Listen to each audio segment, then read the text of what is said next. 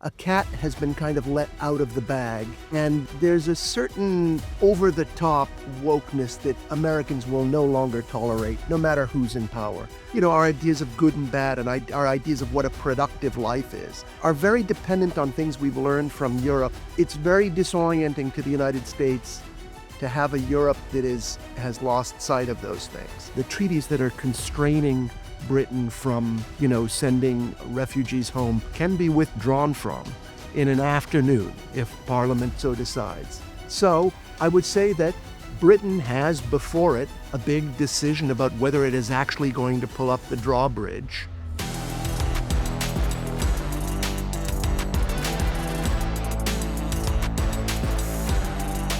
The elites are clearly desperate to silence people's views on immigration and asylum. Thankfully, when it comes to online censorship, there's an easy way to beat it thanks to our partners, Private Internet Access, or PIA for short. PIA is the VPN I use and trust. In case you don't know, a VPN, or virtual private network, is an app that hides your IP address and safeguards your internet connection through an encrypted tunnel. Whenever you are browsing online on an unprotected device, your device is transmitting a lot of information out into the open, which can be seen by multiple parties before it reaches the website you're trying to visit. Instead of giving away your personal information and location to the world, PIA lets you change your IP address to one of 91 countries. This means you can gain access to websites and services that are only available in those locations. And it's not just that. Did you know that streaming services like Netflix and Prime Video have huge catalogs of content, but you can only access a fraction of it from your own country? Using PIA to change your location opens up a whole new world of streaming. I love it. Paying for Netflix without using PIA is a bit like paying for front row seats at the cinema, but being forced to sit in the hallway. I also use it all the time when I'm traveling to catch up with what's going on at home. Because PIA is available for all platforms, I never need to worry about my safety or my privacy. It works on Windows, Apple Macs, iPhones, Androids, and more. Even better, you only need one subscription to protect yourself across all the devices you own. So, sign up now to the world's most transparent VPN provider and take advantage of our special offer. Viewers of my show can get 86% off a subscription to Private Internet Access. So that's just £1.67 a month. And you also get an extra 4 months thrown in completely for free. To take advantage of this incredible deal, just go to piavpn.com/Brendan. That's piavpn.com/Brendan. Signing up is totally risk-free. There's a 30-day money-back guarantee and 24/7 customer support. You won't regret it. Sign up now at piavpn.com/Brendan. Hello, welcome back to the Brendan O'Neill Show with me, Brendan O'Neill, and my special guest this week, Christopher Caldwell. Christopher, welcome to the show. Great to be back, Brendan. It's great to have you on. Always get a lot of wisdom and common sense from you in our conversations, so I'm very pleased to have you back. I guess there's loads of stuff I want to talk to you about, lots of things you've been writing about over the past year in particular that have been incredibly interesting, as always. I want to talk to you about the state of the world, which is obviously the biggest theme. But let's kick off with I want to ask you about America. Where do you think things are at? We're about to enter the first anniversary of the second Trump administration. What's your scorecard on how Trump has done over the past year? What has worked? What hasn't worked? Where is America at the moment? Well, that's a really good way to put it. In one respect, I think the second Trump administration has been a shockingly unexpected success, and that is in terms of staffing and dynamism and efficiency. The first Trump administration, for various reasons, I mean, if you talk to Trump people, they stress the scandals and the investigations that were kept running, and always wrong. It kept them wrong-footed for the entirety of the administration. Um, in the first administration, they never really got off the ground. They never really got organized. Trump had zero legislative achievements aside from a tax cut, and really zero achievements of any kind aside from nominating Supreme Court justices, which was certainly significant, um, and keeping the country for the most part out of fresh wars. This second administration. In the second administration, I think that a lot of people expected the same, that even the partisans of Trump, I think, were just looking for a respite from, Obama Bidenism, from a lot of the woke stuff, from, from the kind of drift that came from having a president in the last administration who was a little bit absent. But the shocking energy of the Trump administration has really, I think, caught everyone by surprise. Um, and the effectiveness of, closing down the border, which appeared with good reason to be porous for much of the, um, of the Biden administration. Um, that is a sea change, and it's changed the way a lot of Americans think about Trump. There are other achievements which are still, I mean, quite fragile, like Trump boasts a little too much about having stopped wars, but he has done things in the Middle East and shows some potential of doing things in Ukraine that may be really significant.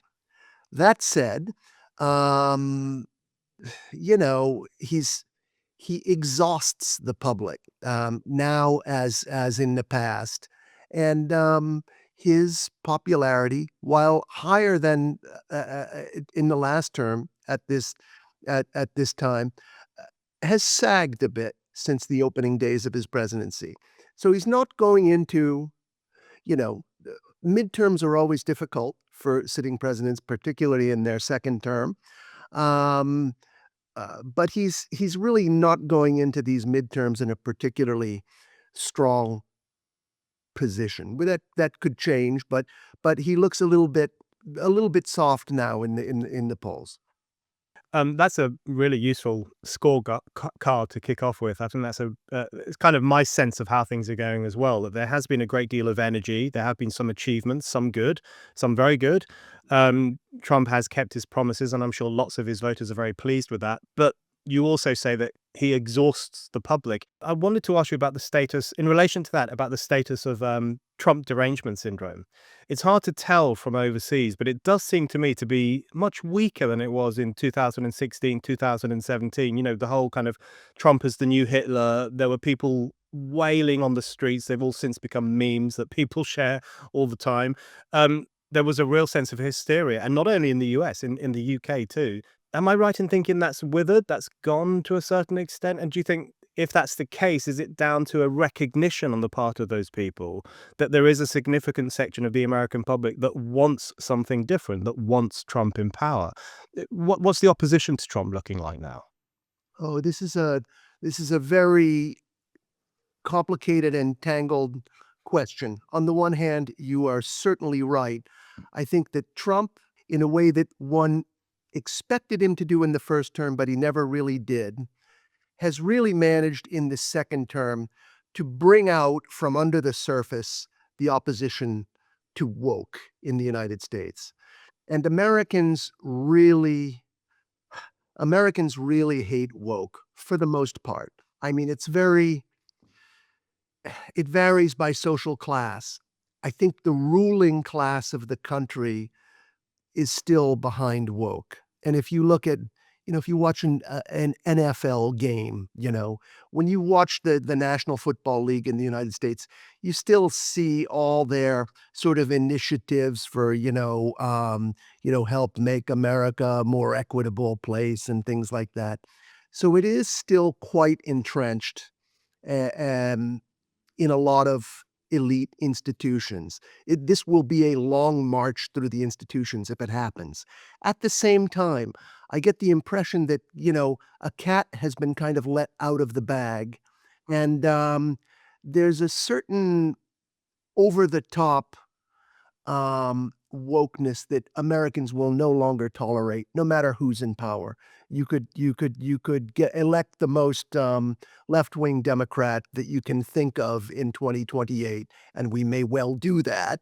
And it would still be rougher sledding for woke. If I could just mention that in Compact magazine a couple of days ago, there was really an extraordinary article by someone named Jacob Savage about his own experience trying to find work as a screenwriter and the experience of a lot of his contemporaries.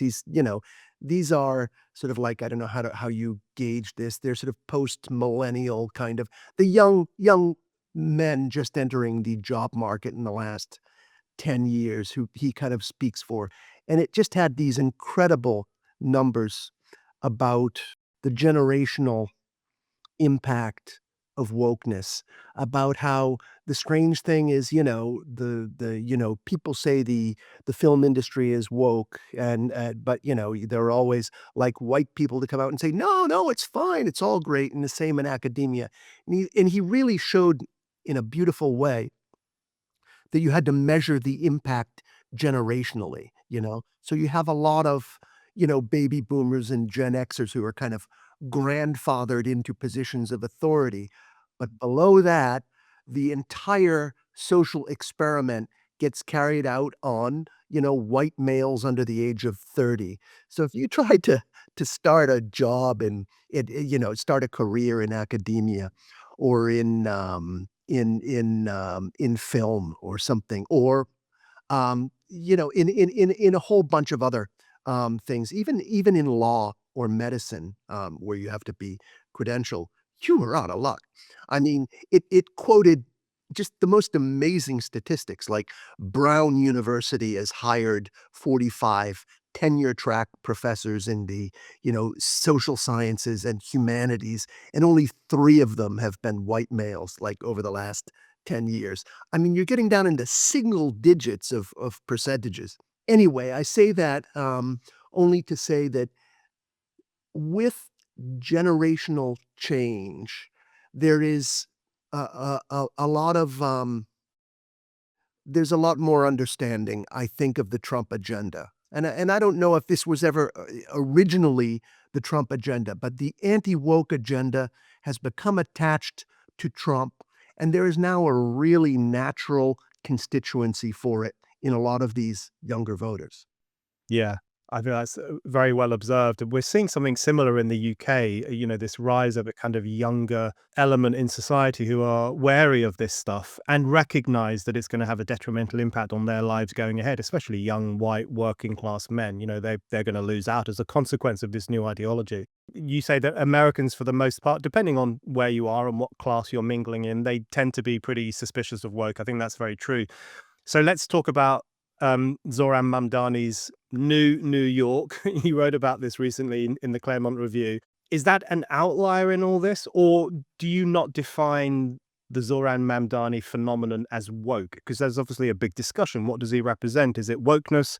Is it a third worldist politics? Is it traditional communist politics? There's a whole discussion about what he represents and how he got into power in the way that he did. How do you see Zoran Mamdani fitting into the kind of analysis you've just given that? It's a little of both. I mean, I think that to a British listener, it might be, I mean, there's a real kinship with Corbynism for one thing, which is, I mean, if you take the 2 real principles he laid down, um, in his race for mayor, I mean, I would say they are a really seriously meant socialism, which goes to, like steep income taxes, but also wealth taxes, and a really heartfelt anti-Zionism. So you have that. That's the Corbynite sort of like basis of things. But there's also a very impressive practical program, which is dealing with real problems among aspiring urban people. And it's in general called the affordability problem. And you have a lot of, they in France, it's very popular on the left. They call it pouvoir d'achat. You have it in England, it's mostly tied to, the long waits for council housing and that sort of thing. But anyway, it has to do with people who come into big cities, with a lot of credentials, and they don't feel they can really get a foothold. They can't even afford to live in the vicinity of where there's work. And I think that's true. And I think that, it's pretty easy to explain why it's true. You have, 2 things that are crowding. You have two factors that are really increasing the demand for housing units. That is the size of the baby boom who are in generation, who are in their property owning age, and sometimes in their multiple, property owning age, and immigration, both of which are driving the demand for housing units. And in the big cities where progressives tend to live, you have highly regulated housing markets. And so there's a lot of debate about what to do, because, private, real estate investors won't build in an overly regulated housing market. So there's a lot of I mean, it's a large discussion as a policy matter. I mean, I personally think that the affordability crisis is bound to abate as the baby boom ages, and if the, sort of like the tight border that we have now continues. But it's a very gradual process, and it takes quite a while to convince a lot of these Mamdani voters to wait for another 15 years, you know? So there are a lot of good reasons to vote for him. Yeah, you know, one thing that struck me when I was reading about the Mamdani phenomenon and trying to follow it as closely as I could from over here, it seems to me there's a fundamental contradiction in the politics of the Mamdani movement. And we see a similar thing in the UK as well, because here too, there is a crisis, a genuine crisis amongst credentialed young people, people in their late 20s, early 30s, who went to universities, got all their credentials, but they can't get on the housing ladder. They feel that life is not as affordable as it was for their parents. It's a very real problem.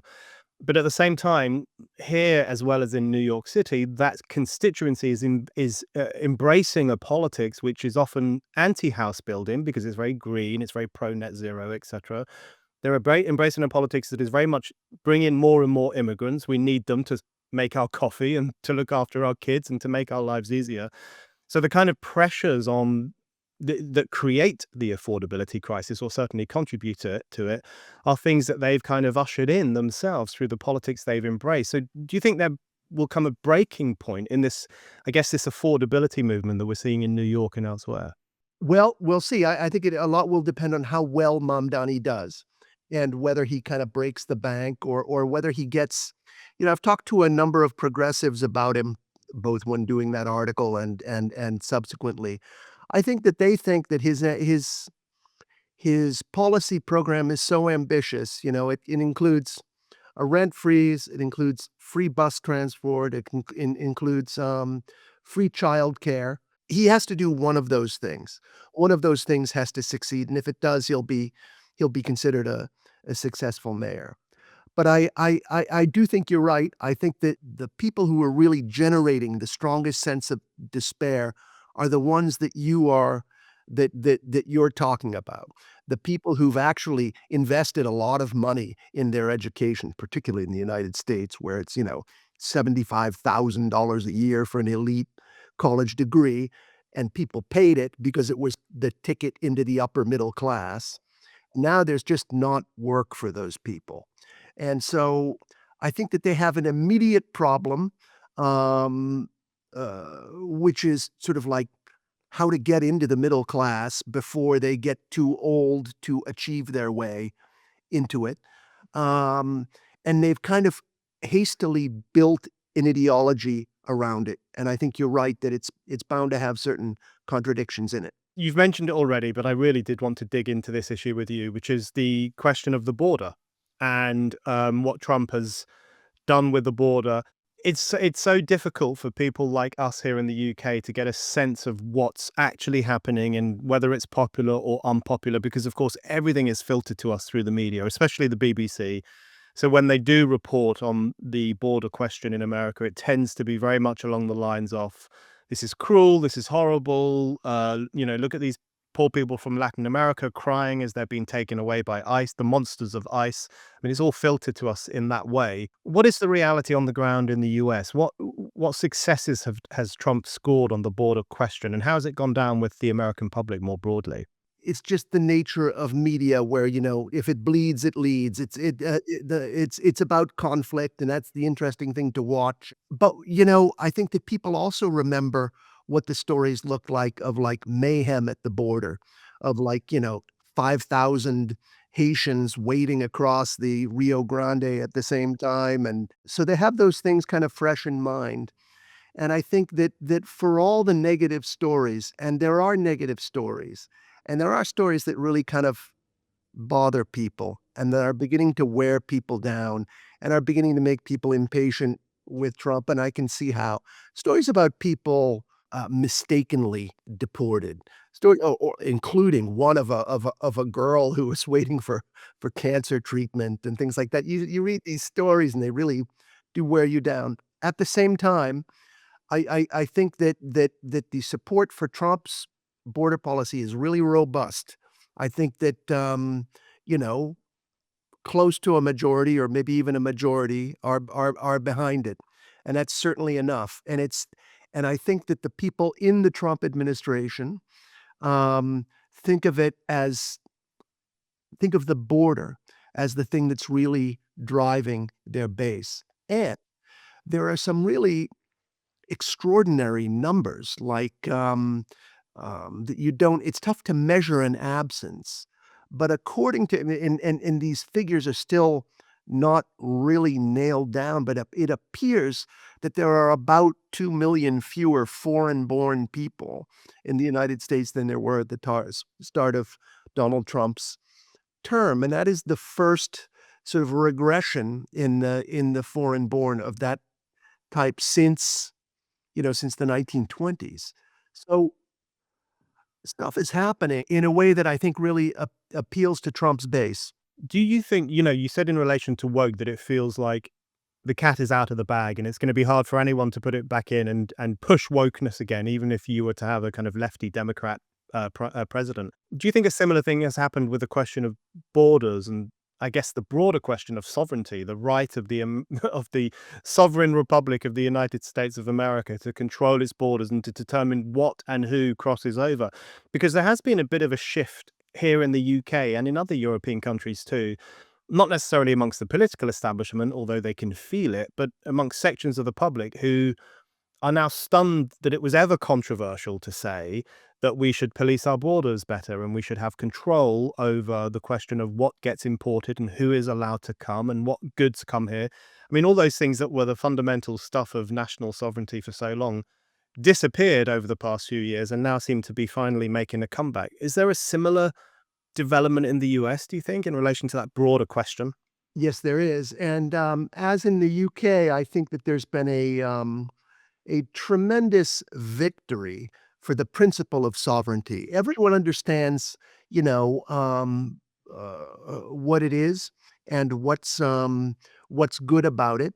At the same time, that doesn't mean that the Trump position, that the sovereignist position is bound to triumph because I think people also understand, the trade-offs. We don't have a lot of evidence of it yet, but inflation is gonna come. If you shut off a stream of 3,000,000 people willing to work for nothing a year, eventually the cost of getting your espresso poured is going to rise. And I think it was always you know, I think it was always the position of American policymakers on migration that, yeah, Americans tell pollsters that they don't want immigration, but in fact, they want that cheap coffee and they want that cheap daycare and they want that cheap, lawn care, and, the public's gonna be happier if we open the borders. So, there is still that tendency. I would say that for now, the Trumpian sort of restrictionist approach is prevailing.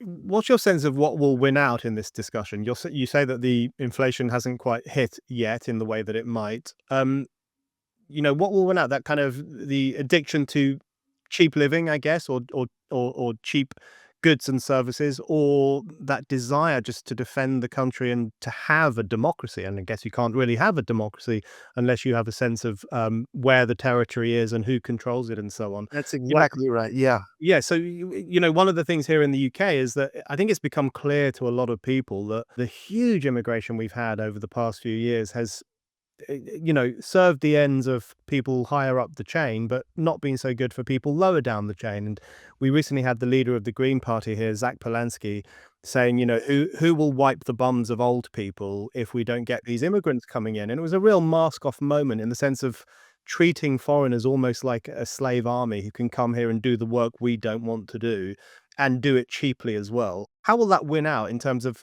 will we value sovereignty more than cheapness? What do you think? Well, I think that there's a principled constitutional argument about the sovereignty, which is one thing, and I think that Americans all are probably in a majority of Americans want more sovereignty. We have a lot more sovereignty than most Western countries. We don't we haven't made ourselves, party to a lot of, you know, multinational or transnational agreements, except on and we tend to run the organizations that we have joined. So our sovereignty problem is maybe not as extensive as it is in say the UK, or even more so in the European Union um, countries. But I think what's actually more interesting is the purely economic argument, because there is something that went on in the Trump first term, which I continue to find really interesting. I'm talking about the first 3 years of Trump, 2017, 18, 19, that is before COVID hit. And what you saw was economic growth, but at a slower rate than you had seen under Obama. So the economy slowed down, I think, due to Trump's policies. But the benefits of it were more widely shared. And so you had the first advance of the bottom quartile of earners against the other earners since the 20th century. And so, since given that, a lot of economic commentary gets to be done by people who are either in or near the top of the income distribution. We tend to have a bias to think that, the economy is doing well if the stock market's going up and you're getting a raise at your investment bank. But in fact, there's a lot of invisible progress that gets made in a in an economy where you have restrictive immigration and maybe even restricted trade. So it may be that there are a lot of people benefiting from this economy, even if the top line number of the economy seems to be standing still. There are natural majorities that emerge kind of organically, and I think that's what happened in the first Trump administration up until COVID. That's a really interesting observation, and it strikes me as very true because we hear a lot of doom mongering about the American economy right now, and I guess that's because the influential voices are the ones who benefited from the older way of doing things. We don't really see that invisible shifting that's taking place in people's lives. I want to ask you about Trump, the White House versus Europe, or how the Trump administration conceives of Europe, because my impression um, is that the Trump administration thinks Europe is almost a lost cause, if not already a lost cause. And so we should just get on with looking after the United States and making sure the same things don't happen to us as have happened to Europe. Is that your sense of how they see Europe? How fair do you think that is as a description? Not so much. I don't think that the Trump administration is abandoning Europe, and I was struck in the national security strategy that came out two weeks ago by some of the language that was very deferential to Europe. It said that the United States is sort of like dependent on Europe. That we're interdependent for Europe economically and dependent on it culturally. That the United States actually draws a lot of its cultural strength and its guidelines from Europe. That's an old-fashioned way of looking at things. I think that starting around Gen X, that is the people who came of age after the fall of the Berlin Wall, I think tended to have a more arrogant view of America's place in the world, that it could go it alone, that it was generating its own values. Anyone over the age of 50 has more the idea that, look, we're a European country. I mean, civil rights have made it necessary for us to say, well, we're just a bunch of universal citizens.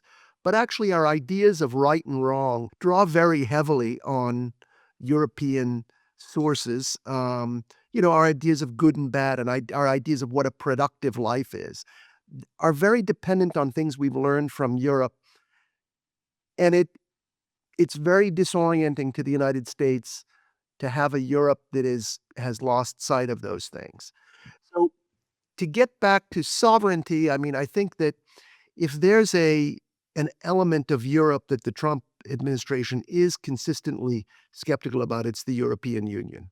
And I think to say that the national security strategy is anti-Europe is true only for those Brussels people who always say Europe when what they actually mean is the EU. Um, I think that the Trump administration has been really upset at the anti-democratic shenanigans of the past 10 years, let's say, but kind of intensifying in the last 12 months. And I mean with the annulment of the Romanian election, once it appeared that a sovereigntist candidate was going to come in, with the disqualification of Marine Le Pen for what seems like a preposterously picayune and legalistic interpretation of a law about paying junior staff. Once she became the leading candidate in the French presidential elections, and the increasing talk about banning the AfD. Now that it is polling as close to the largest party in Germany, I think the United States views that as an attempt by a European um, leadership class to deprive the United States of allies on the world stage, and thus as a really hostile act. Now, there's a traditional kind of level-headed way of looking at that as saying, well, okay, that's the way they do things in Europe. Just let them be. I mean, we're sovereign, they're sovereign, that's their problem, you know. But I think that the experience that the Trump administration had, and that Trump himself had, and his followers vicariously, with an attempt to disqualify him in in 2024, makes this a really emotional thing for them. And I think that it would be very foolish to ignore the emotional component of this. They're really not joking about this. They really think, they really think that the goal of the opposition to Trump over the last 4 years was that Trump would die in jail. And they often use that expression. They wanted Trump to die in jail. And I think that Europeans so far, I think, have have underestimated. I mean, I think they've overestimated the hostility Europe, but they have underestimated the intensity with which what hostility there is felt. That's it. It brings to mind the rallying cry on Spiked during the Brexit years was always for Europe against the EU. So it sounds good if the White House is now saying something similar. That sounds good to me. Um, Yeah, anyone in the UK who remembers the fallout from Brexit will be completely sympathetic to Trump's concern about the forces of anti-democracy because they didn't necessarily want us to die in jail, but they certainly wanted to void the votes of 17.4 million people, just completely tear them up and put them in the bin and say, no, you can't have that. So those forces, yeah, they're extraordinary and very powerful. I know that you keep a close eye on European affairs and British affairs as well as American affairs. I did want to ask you how you think things are going in the UK. Um, you write about this. You've mentioned it in some of your pieces recently as well. We do have a migration crisis. I mean, I don't think anyone would deny that anymore, apart from the kind of real cloud cuckoo kind of Green Party types. We got a migrant crisis in terms of the small boats, where when the weather is good, hundreds and hundreds of mostly young men turn up on our shores every day, which is an unsustainable issue, obviously. And then we've got unprecedented numbers of migrants coming in a way in which no one seems to have any sense of control over. The public doesn't want and has made it very clear it doesn't want it, and yet it goes on. What do you think is the root of a problem like that for a country like Britain to go through this migrant crisis in the way that we are? What's the cause of this, do you think? I'm so fascinated by this question, and it's kind of defeated me in Britain. I mean, it seemed to I should say I have not been in Britain I was there pretty recently, but I haven't been there since I guess I was there in September, I think. No, it was in late summer. It was very hard to read because you had Brexit, and then in the wake of Brexit, you had COVID. And so it looked like migration had stopped, and it was possible to think, "Well, all right, so it has worked." But then you had this Boris wave, as many Britons are fond of calling it now, and then it was a lot of people wanted to blame Carrie Johnson for her influence on Boris, and but that didn't really turn out to be the case either. Basically, that whole class of Tory leaders, it was true of I think Johnson and Sunak, although we didn't have enough time to see whether it was true of Truss, but they actually believed that migration was necessary to stoke the economy. And I mean, in the very short term, it is. That's the way the economy is built for that. And, if you cut off the supply of cheap labor and start deporting people, you know, um, Costa Coffee is going to, well, I don't mean to imply that they, hire these people, but your fast food and your coffee places are going to feel the pain.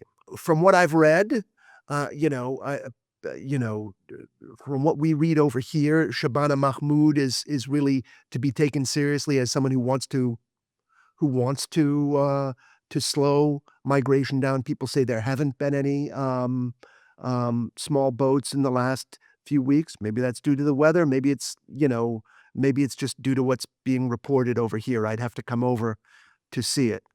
But I think, to sum up, I think obviously being an island, you're in a fantastic position to assert control over your own borders. Looking at Trump, I mean, with Will, you can say that Britain could pursue a program of deportation. I know the Rwanda plan fell afoul of legal authorities, but if you look at, Italy faced the same thing in Albania, with their Albania plan, and now they look like they are going to get this up and running in a few weeks, by the spring. Um, on top of that, I think the British Constitution is uniquely, um, let's say, able to deal with things like this, where you need to like change your whole approach to things in an emergency. And that a lot of the constraining of the treaties that are constraining Britain from sending refugees home promptly can be withdrawn from in an afternoon if Parliament so decides. So I would say that Britain has before it a big decision about whether it is actually going to pull up the drawbridge. It's a very weird thing that your next election is so far away, and it's almost unimaginable to the foreign observer that you can get that far without having an election. But with the size of that majority, I don't see how it's going to happen otherwise. But so once Britain makes that decision, you're going to be in the position that we're in. You change the immigration regime. It's going to be an economic shock, Hmm. no matter what happens, and then Britain will really decide whether the sovereignty is more important to it than the cheap coffee. Yeah, I think you're right that Shabama Mahmood is saying good things, and I think her heart is in the right place. But of course, there are those layers and layers of judicial activism and international treaties that we're signed up to, and extraterritorial bodies that can kind of influence what we're allowed to do and what we're not allowed to do. So it's almost as if even when we have an elected politician and home secretary who wants to do what the people want her to do, there are still all these barriers preventing us from doing certain things. We hear the phrase crisis of the West a lot. It's a phrase I've used. I think it's a phrase you use. Um, when you look at Europe, is that where you think the crisis of the West is most pronounced? I mean, America has its issues, and Trump is getting a handle on those. Australia, as we've seen over the past week, has some serious issues as well, which I think is Australia has been shattered by the events of the past few days. Do you think it's in Europe, and especially in the European Union, I guess, but also in the UK, that kind of crisis of purpose in Western societies is being played out in a very real way? A crisis of purpose. That takes us into deep waters. Yeah, well, yes, I do. I think that Europe has got a couple of there are a couple of aspects that make it more intense in Europe. I think my short answer is no. I think we're undergoing exactly the same crisis here that you are. I th the There are a few aspects that make it more serious in Europe than they are in the United States. I think that, that one is that the crisis is driven by international population flows. And, for the most part, the United States has been getting, Latin Americans, let's just say if we judge, if we sum up the immigration, over the last half a century, we've got Latin Americans who are really not all that different from us culturally.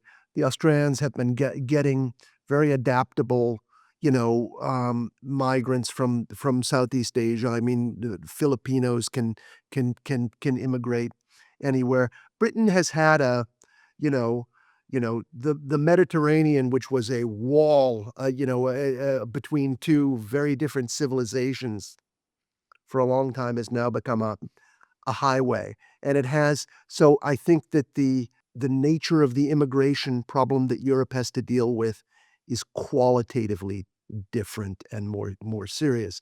Um, but I also think, there is a Europe is particularly weak demographically. I know that there are countries like Korea, which, are having even fewer children than Europe, but I think if you break down certain areas, regions of Europe, like certain parts of Italy, certain parts of, Germany and Austria, you're down to a level where the population begins shrinking very rapidly. And then finally, you have the surprising and still unexplained, really, divergence between Europe and the United States economically since the finance crisis of 2008 or 2009. And over that period, American, GDP has grown by about 85%, and European GDP has grown by about 13%. And it makes a huge difference in the resources you have to patch up this problem. This is another huge question to throw at you, but you'll know the historic discussion about the fall of the Roman Empire. Was it caused by internal disarray or by external pressure, external intrusion? I often think about that in relation to what's happening in Europe now, because as you say, there's a huge amount of immigration from parts of the world that didn't tend to immigrate into Europe in the way that they are now. That's obviously a real factor, but it's happening at precisely the same time that these European nations don't know what they stand for, have completely abandoned any project of integration. In fact, integration is now considered a racist project. Why should we ask them to assimilate into our culture? Why should we assume that our culture is superior to anyone else's? So that crashing together of, I guess, unprecedented numbers of people coming to Europe at the same time that Europe thinks it's not worth assimilating into. I mean, that creates this real that's the thing that I think gets to the heart of the crisis of Europe. Which side of that would you emphasize more, or do you think both of them are equally important? I think it varies from country to country, but you know, I think that Yeah, you need to have an idea of what your country is and what it stands for. It may not be, particularly in a place like England, as often it's more social than ideological. I mean, people do say things like, "Oh, we stand for, free speech and open board, and freedom of association," except that you don't exactly, actually, if you look at the if you look at the way things have developed recently. So I think it's much more important in some ways to sort of like, stand for cups of tea and dusty old bookshops and that kind of thing. Okay, Christopher, I just want to ask you a couple of quick things about generational shifts. You already touched on it. You read a really fascinating piece for The Spectator, I think, about the eclipse of the boomers, um, in which you point out that boomers are soon going to start turning 80, which is very old. I was shocked to discover recently that Generation X, which is my generation, have recently started to turn 60, or they will very soon. So I guess we're all getting old. Give us a sense of what do you think the boomer age really represented? And is it passing now, or will it have that kind of will there be an aftershock to the boomer era as well, even when they do get old and start kind of leaving this mortal coil?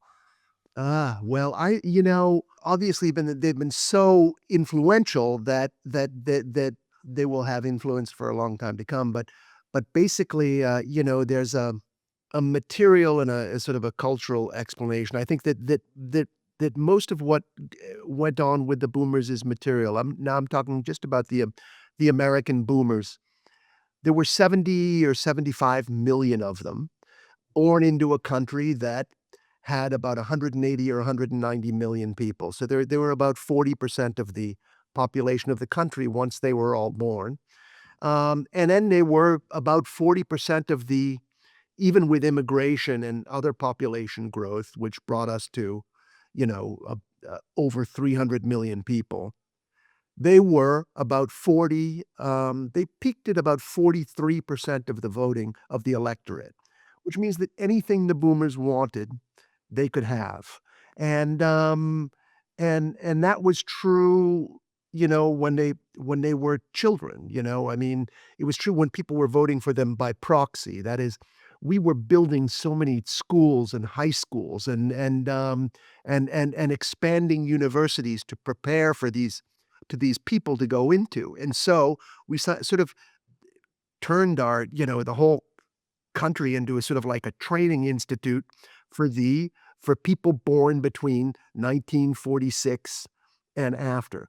In fact, though, it was the early boomers who really took the spoils of that. So by the end of the baby boom, people born in the late 50s or even 60s, there were not many leadership positions to go around. And that's why, like, there's a generational picture that you have of a baby boomer, and it's like Bill Clinton, George Bush, Donald Trump, Hillary Clinton, people born in the late 1940s.